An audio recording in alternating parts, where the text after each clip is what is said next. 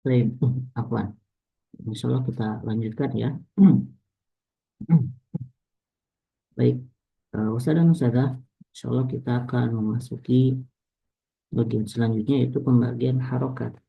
Ustaz, kok langsung ke harokat? Ya, sabar ya. Karena eh, supaya tadi tidak bingung dengan yang namanya imalah, kemudian dengan ismam itu apa? Karena mereka sebenarnya bukan huruf, melainkan harokat.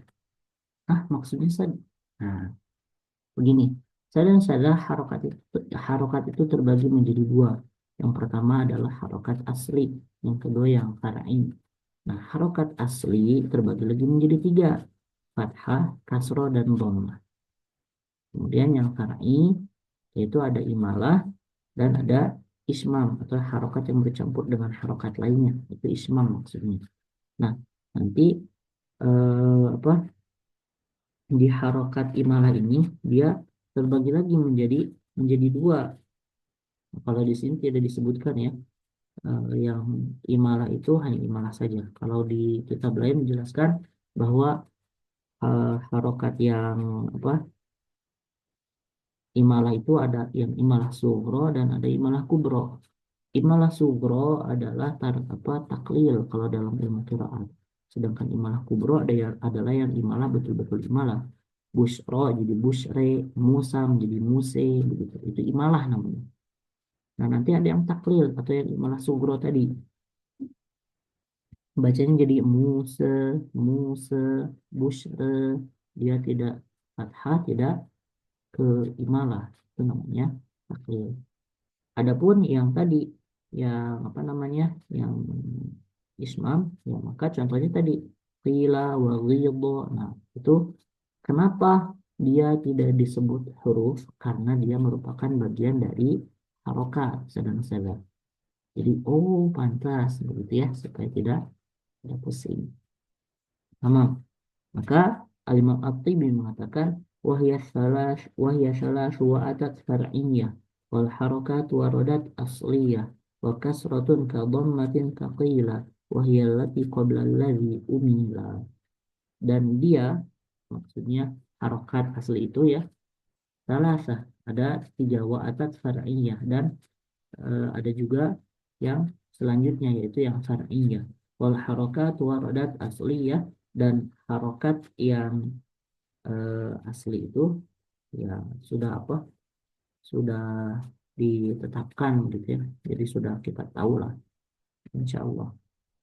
eh wakas ratun ka dhammatin, dan kasrah yang seperti dhammah, contohnya kaqila, kata pada kata qila begitu. Wahyalati qabla allazi umila, dan ada juga apa contoh yang lain itu adalah imalah. Jadi yang tiga asli, yang dua far'i, yang apa kasratun kadhammatin, dan allazi umila. Yang kasratun kadhammatin namanya adalah ismam, dan yang namanya yang allazi umila namanya adalah imalah. Nah, kalau di sini definisi harokat telah dijelaskan pada bab itmamul harokat. Jadi ada bab yang namanya itmamul harokat atau bab kesempurnaan harokat. Nah, Abul Aswad Ad-Du'ali memberikan i'rab bagi mushaf. Nah, ini udah beres ya pembahasan harokat yang tadi, kita masuk ke sini. Abul Aswad Ad-Du'ali memberikan i'rab bagi mushaf. Lalu dibuat tanda untuk menunjukkan harokat. Yang tadi kata saya ya, kalau titiknya di atas, maka dibaca fathah. Kalau titiknya di depan atau di samping begitu ya, maksudnya adalah dhammah. Kalau titiknya di bawah, dia namanya kasroh, namanya kasroh. Ini kasroh.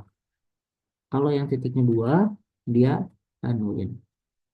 Itu apa? Titik-titik i'jam atau titik-titik i'rab yang diberikan oleh Imam Abul Aswad Ad-Du'ali. Nah, titik i'rab ini nanti juga mengalami perubahan dari titik merah ke garis berdasarkan nama huruf yang nanti disusun oleh Imam Ahmad Al-Farahidi. Asalnya kan titik-titik merah nih. Nah, nanti berubah jadi garis. Kalau misalnya fathah diambil dari lambang alif. Nah, begini ya. Kalau dhammah diambil dari wawu. Nah, begini atau begini ada dua. Kasroh, nah kasroh ada banyak nih. Dari ya sogiro. Kemudian yang tanwin, nah, tanwin begini lambang. Ya, nanti ada juga yang asalnya begini, begini, baru begini. Ini kalau ke Indonesia jadi begini ya. Kalau di Timur Tengah ya begitu. Seperti yang bisa kita bedakan antara mushaf Indonesia dan mushaf Timur Tengah.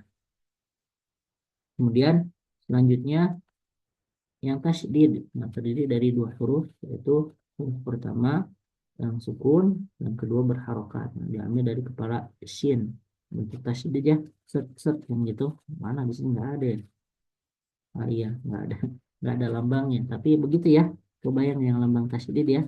Jangan dari kata syadid yang kuat, artinya apa? Huruf itu harus dikuatkan membacanya, harus dijelaskan. Ah ini lambang tasydid. Waladzi wadinil haq dan seterusnya. Kullihi di sini. Itu tasydid. Nah, itu apa? Pembagian harokat dan salah yang perlu dipahami supaya tidak bingung kenapa ada wila dan wawiyadho, kemudian ada busyre dan seterusnya, karena itu berasal dari harokat, bukan huruf, maka dia tidak diberikan tanda untuk membedakan lam yang di sini tebal, lam yang di sini tipis, atau apa, vila di sini begini, vila di sini begitu. Kalau ada di qiraatnya, maka tidak diberikan tanda, kecuali nanti kekinian ada lagi ulama-ulama kita yang hadir memberikan tanda-tanda pada tempat-tempat yang tadi memiliki perbedaan-perbedaan. Di antaranya adalah Syekh Muhammad Taufik Domroh, itu beliau salah satu pakar qiraat. Beliau memiliki beberapa kitab karangan, nah, di antaranya adalah Mushaf Qiraat Asyraf per riwayat atau per qiraat. Nanti di situ dijelaskan yang baca begini dikasih tanda merah. Nah, ini riwayat siapa, bacanya begini-begini tergantung mushaf yang kita gunakan. Syekh Muhammad Taufik Domroh. Ada juga Syekh Taufik Nahas dan Syekh kibar lainnya, insya Allah nanti silahkan dicek ya untuk kita mungkin ustadzah sudah ada juga yang punya. Baik, baru kita ambil kesimpulan, yaitu tentang mazhab ulama tentang jumlah makhrijul huruf. Nah, kalau tadi kan di sini dijelaskan ya pada bait nomor 9, makhrijul huruf fi sab'ata asyar, 17. Kata siapa? Alladzi yakhtaruhu man ikhtabar. Apakah ada ulama yang mengatakan selain 17? Karena di sini kan ya apa, man ikhtabar, ulama yang kompeten. Memang yang kompeten cuma yang bilang 17. Nah, belum tentu. Maka nanti para imam-imam yang lain menjelaskan. Misalnya kata Imam Al-Farra, kata Imam Al-Farra makhraj itu ada 14. Nah, ini kemarin kalau ada yang dengar saya bilang Al-Farra itu bilang 29 makhraj, berarti saya keliru ya. Harusnya 14 begitu. Kenapa? Karena pada makhraj al-lisan Imam Al-Farra ini menggabungkan antara ro, nun dan lam. Jadi lam, nun dan ro itu dalam satu makhraj. Kenapa? Yang beda apa? Yang beda cuma sifatnya. Sifat dari tiga huruf ini dan peletakan lidahnya. Karena sama-sama ke atas. Kok begitu saja? Ya, sabar. Nanti ketika sampai ke apa, makhraj huruf lam, nanti antum bakal ngerti maksudnya kenapa disebut dalam satu makhraj. Baik. Yang kedua, yang bilang 16. Ini mazhabnya Imam Sibawai dan Imam Asy-Syatibi. Nah, kedua imam ini menggabungkan antara huruf al-jauh. Jadi maaf, menghilangkan huruf al-jauh. Ro, nun, dan lamnya masih dihitung. Masih terpisah makhrajnya. Tapi al-jauhnya tidak tidak ada, berbeda dengan Imam Ibnu Jazari. Kalau Imam Ibnu Jazari dan Imam Al-Khalil bin Ahmad Al-Farahidi, beliau bilang al-jawfnya ada, lisannya 10 begitu. Kalau Al-Faro al-jawfnya sudah tidak ada, lisannya pun cuma 8. Makinlah dia berkurang begitu ya. Nah, adapun eh, yang bilang 29 itu mazhab ulama yang setelahnya, ulama sisanya begitu. Kalau di sini pertamanya dari sini ya, kalau saya dari sini tadi, karena memang yang lebih sedikit. Jadi jumlah makhrajnya itu sesuai dengan jumlah huruf. Misalnya begini, H dengan A, H dengan Hamzah, dia beda. Antara Ain dengan H beda. Memang dia geser sedikit begitu. Tapi apa, para ulama yang tadi bilang 29 enggak, geser sedikit artinya berubah. Nah, apa, sekuat itu gitu ya pendirian mereka. Tapi ulama-ulama yang lain membedakan bukan hanya dari pergeseran makhraj yang begitu besarnya saja atau begitu kecilnya, enggak. Yang mereka bandingkan, oh ini makhrajnya masih berdekatan nih, tapi sifatnya beda. Oke deh, ini satu makhraj tapi beda sifat. Nah, itu eh, masalah sudut pandang saja sebenarnya. Jadi yang benar yang mana? Ya insya Allah semuanya benar. Karena ketiga bahkan keempat pendapat ini juga sama-sama masyhur di kalangan para ulama. Namun berhubung Imam Ibnul Jazari adalah pakar kiroatnya dunia atau bapak kiroatnya dunia, bapak tajwidnya dunia, maka ya inilah pendapat yang paling banyak dipegang selain pendapat Imam Asy-Syafi'i. Baik. Nah, itu dan salah pembagian makhorijul huruf. Apa pendapat atau mazhab para ulama dalam makhorijul huruf. Nah, sekarang pembagian makhorijul huruf. Secara umum, Ustaz dan Ustazah, ini kalau ada pertanyaan insya Allah nanti di grup ya. Insya Allah. Nah, pembagian makhorijul huruf. Kita bagi dulu. Ada secara umum dan ada secara khusus. Biar kita nggak pusing. Secara umum, makhorijul huruf itu terbagi menjadi 5. Pertama, al-jauh. Kedua, al-halq. Ketiga, al-lisan. Keempat, as-syafah. Baru yang kelima, al-khuaisun. Nah, ini nanti dari setiap makhraj ini ada cabang-cabangnya atau makhraj yang khusus atau far'inya. Nah, pembagiannya seperti apa? Pembagiannya berikut. Kalau untuk apa, di al-jauh dia cuma ada satu makhraj khusus saja, yaitu untuk alif waw ya maddiyah. Sedangkan di tenggorokan ada 3. Ada aksol halki, adenal halki, dan wastul halki.